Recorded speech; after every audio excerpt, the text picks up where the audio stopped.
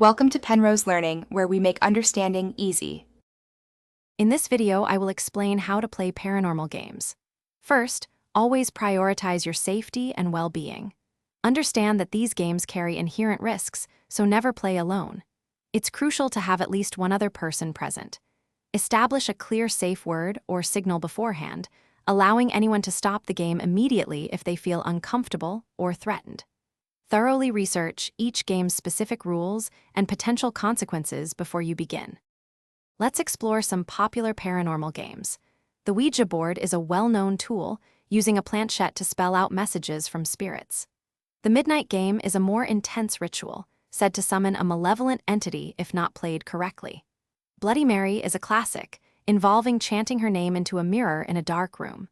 Another intriguing game is Three Kings, which uses 3 chairs and 2 mirrors to create a spirit realm for communication. Adhering to strict rules and precautions is vital. Never provoke or disrespect any entities you believe you are contacting. This can lead to negative consequences. It's absolutely essential to properly close out every game you play, ensuring no spirits remain attached or lingering. Avoid bringing personal items into the game area, as they could become conduits. Always maintain a calm and respectful demeanor, even if you feel frightened or uneasy. Once the game concludes, a proper debriefing is important.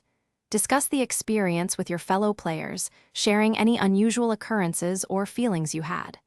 Many people choose to cleanse the playing area afterward, using methods like burning sage or sprinkling salt to clear negative energy.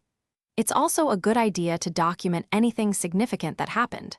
Finally, take a break from paranormal activities for at least a few days to fully process the experience. Thanks for watching. If this was helpful, leave a like and consider subscribing. See you next time.